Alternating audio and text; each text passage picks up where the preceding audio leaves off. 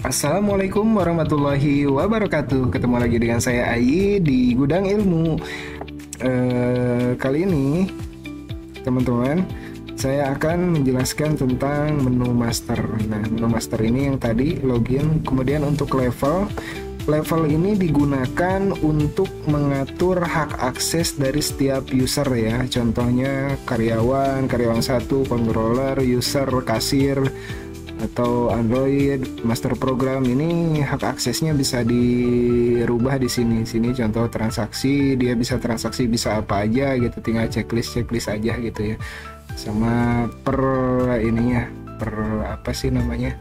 Per usernya gitu ya. Kemudian untuk password, tentunya untuk menggunakan password ya di aplikasi ini, tapi saya sih nggak suka pakai password gitu ya, langsung masuk aja, kecuali emang teman-teman ada karyawan gitu ya. Kemudian di menu utamanya ini ada startupnya, di sini ada rangkuman bukan rangkuman ya, ada laporan singkat mengenai 10 barang terlaris gitu ya, ada 10 stok barang yang udah limit gitu, kemudian ada 10 supplier yang sering kita belanja, 10 pelanggan terbaik di sini ada muncul gitu ya. Kemudian laba dalam 3 bulan terakhir ya. Ini kenapa masih kosong, karena datanya sudah saya reset gitu ya. Ini data-data hutang jatuh tempo gitu ya, atau yang udah terlewat gitu ya. Ini laporan singkatnya saja. Kemudian di menu ini ada data barang ya, kita akan fokus di barang dulu ya. Kita buka. Nah, di menu barang sendiri ini ada banyak sekali gitu ya fiturnya. Nah, ini fiturnya kalau saya memasukkan barang itu sesuai kategori, jadi sudah rapi gitu ya. Dan jadi teman-teman nanti nerima datanya sudah rapi, tinggal edit harga aja, menyesuaikan gitu ya.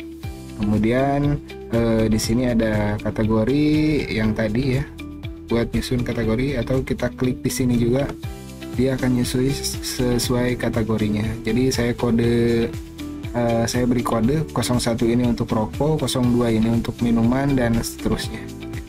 Kemudian ada menu lain. Di menu lain ini kita bisa import data, ekspor data, cetak barcode, dan lain-lain. Nah, hapus tentunya open price. Nah, yang menarik ini open price. Open price ini digunakan untuk membuka harga saat transaksi gitu ya. Open price ini, misal saya contohkan, saya akan open price all gitu ya. Jadi pada saat terjadi transaksi, kita bisa merubah harganya sesuai dengan keinginan kita. Misal kita contohkan jarum coklat, kita belinya 1 pak misalnya dengan harga 152, ternyata harganya naik gitu jadi 153. Nah, ini memudahkan kita gitu ya untuk merubah harga dan memberikan diskon. Misalnya saya diskon 1000 gitu ya. Atau persentase juga bisa, masukkan persentasenya 1% gitu, ini bisa gitu. Itu memudahkan teman-teman dalam mengedit harga gitu ya untuk open price sendiri. Kemudian set harga bertingkat, jadi bisa men-setting harga bertingkat secara variatif gitu ya, satu-satu, jadi tidak parsial gitu ya. Kemudian ada markup harga, jadi persentase ini sesuai keinginan lah gitu ya. Ini yang menarik ada di Excel ini, bisa import sama ekspor. Jadi kita bisa mengekspor data dan mengimport data gitu ya. Contohnya saya ekspor data. Ini saya ekspor data. Misal saya simpan di dokumen,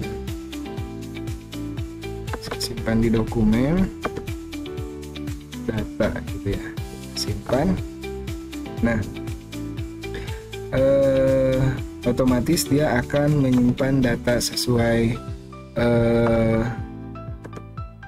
data teman-teman ya. Nanti teman-teman bisa edit, kalau misalnya malas ngedit di aplikasi bisa ngeditnya di Excel gitu ya, tapi jangan merubah template yang sudah jadi gitu ya. Kalau mau ngedit-ngedit stok atau apa bisa dari sini gitu ya. Kalau udah selesai, teman-teman bisa import kembali. Bisa import kembali menggunakan Excel juga gitu ya. Teman-teman tinggal import aja, pilih datanya, kemudian open. Nanti tinggal proses gitu untuk import data gitu ya, data masuk ke sini. Nah, kemudian ada menu apa lagi? Cetak barcode. Jadi kalau teman-teman mau mencetak barcode-nya gitu ya, misalnya data barang di sini nggak ada barcode-nya gitu ya, atau teman-teman pengen cetak barcode-nya sesuai sama labelnya, misalnya teman-teman tinggal pilih saja barang apa saja, atau ini per quantity, misal kuantitinya mau berapa ratus gitu ya, tinggal klik aja nanti muncul ke sini. Kalau misalnya mau satuan ya tinggal satu aja gitu ya. Kalau misalnya teman-teman pengen cetak tinggal oke. Sorry, ekspor dulu, nanti tinggal print. Tadi saya kan cuma satu, nanti tinggal cetak. Itu menu yang menarik juga di sini gitu ya, salah satu menu yang menurut saya menarik. Kemudian ini filter, kategori barang, detail barang, panelnya nanti akan muncul di sini gitu ya, detailnya. Kita kliknya satu barang misalnya, nanti akan muncul di sini kalau teman-teman ngisinya secara benar gitu ya, secara komplit. Nah, kemudian bagaimana cara kita memasukkan data barang? Caranya tinggal tambah saja kode barang. Teman-teman bisa gunakan fitur otomatis di sini gitu ya. Nanti saya akan buatkan tutorialnya membuat kode otomatis. Kemudian barcode, alangkah baiknya teman-teman membarcode sendiri gitu ya, barang-barangnya barcode dulu, atau ketik manual juga nggak apa-apa angkanya. Misal masukkan kode barcode-nya, lebih bagus kalau ada alat scannernya ya. Kemudian kita masukkan nama barangnya, misal jarum 76 melon misalnya, isi 16 batang. Kemudian enter, masukkan kategorinya. 01 adalah rokok, enter. Teman-teman juga bisa merubah di sini, bisa menambah atau bisa merubah sesuai dengan kebutuhan teman-teman gitu ya. Kemudian enter, expirednya kalau teman-teman mau diisi silahkan isi gitu ya. Kemudian satuan beli, kalau misalnya saya kasih contoh dulu ya, satuan beli di sini adalah satuan tengah, atau misal kalau ada 3 tingkatan berarti tingkat kedua di sini. Misal kalau rokok kan ada 3 tingkatan ya, ada bungkus, ada pak, sama bal gitu ya. Saya masukkan di sini pak dengan isi bungkus 10, dengan isi 10 bungkus. Nah, di sini teman-teman bisa menyesuaikan gitu ya, menyesuaikan di sini teman-teman misalnya diganti sama slope, bisa tinggal tambah aja di sini. Nah, untuk kategori di sini teman-teman harus benar-benar memperhatikan gitu ya. Kenapa?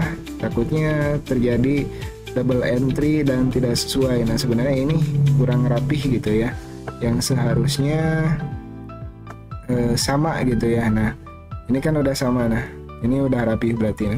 Ketika kita menambah di satuan beli, berarti di satuan jual juga harus ditambah. Contoh di sini misal slope simpan, di sini teman-teman harus juga isi slope simpan. Jadi dua-duanya ada gitu ya. Nah, selanjutnya adalah harga beli.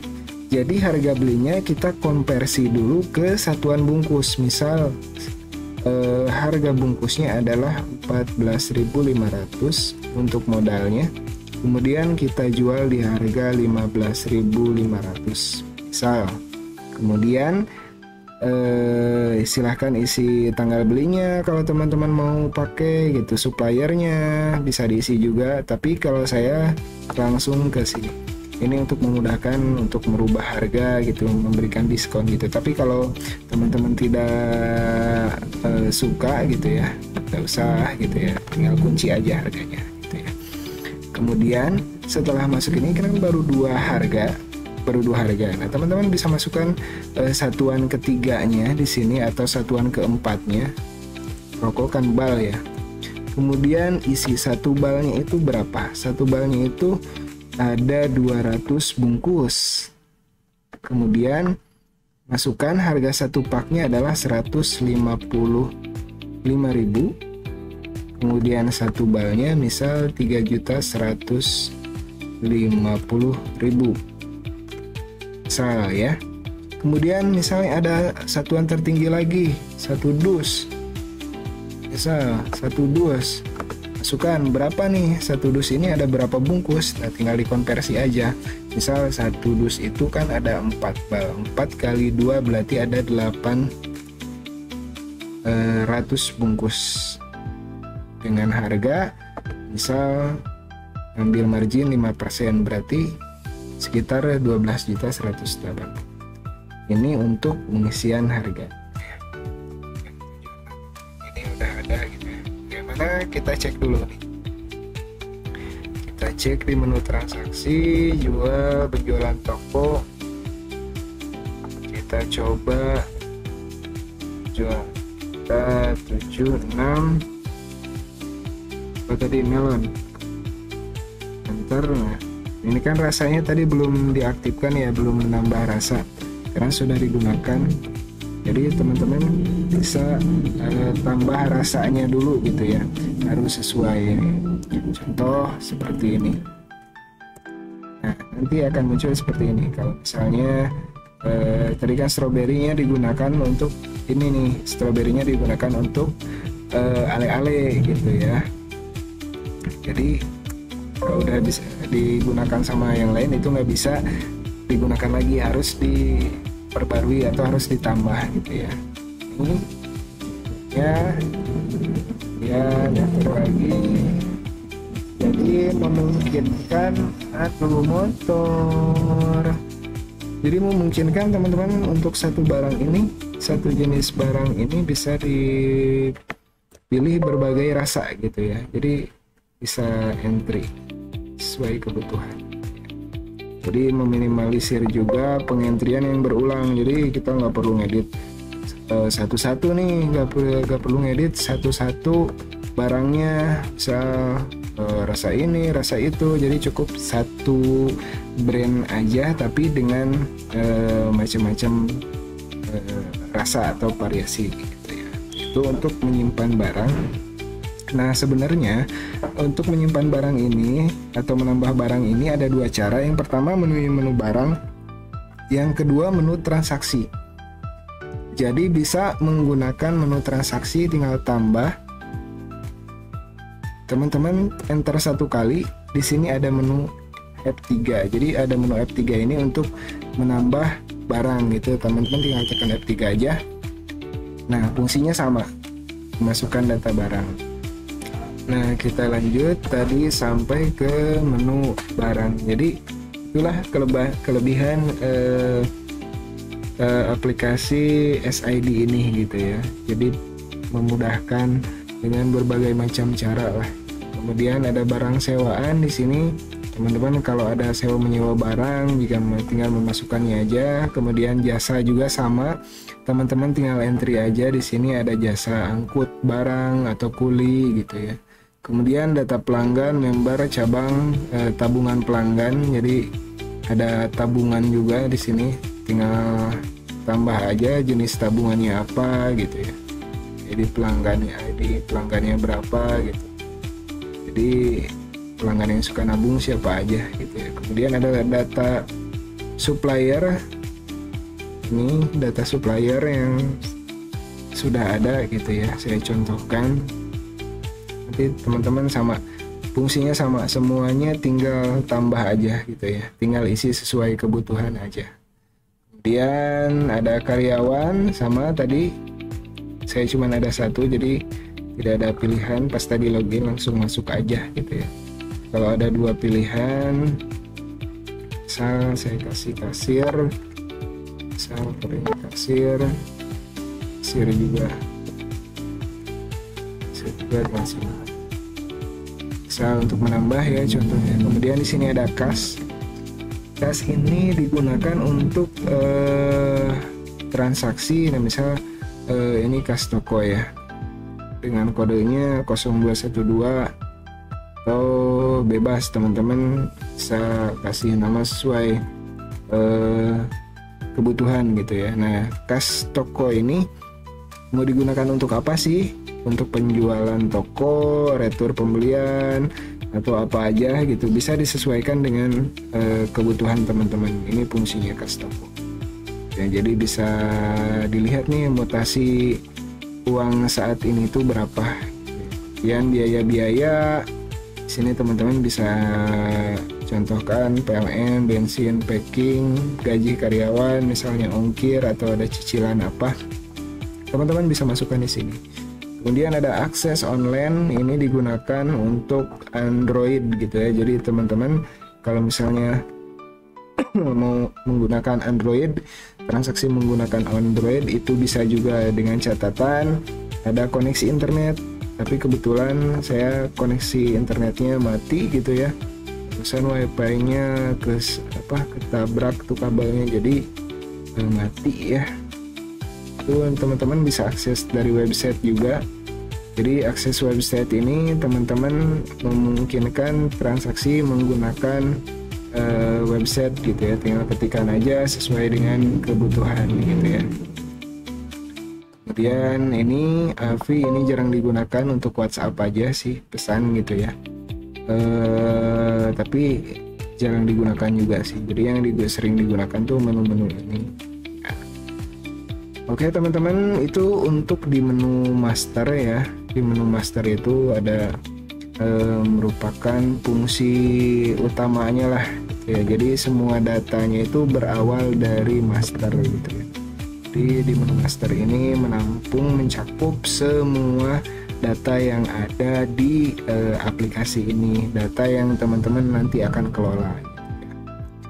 Next kita akan bahas menu transaksi.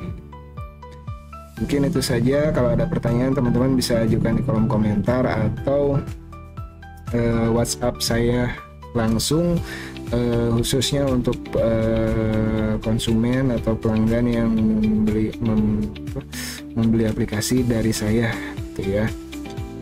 Kalau teman-teman tertarik dengan aplikasi ini, teman-teman bisa hubungi saya langsung melalui WhatsApp yang tertera di deskripsi atau dari nomor yang ada di layar.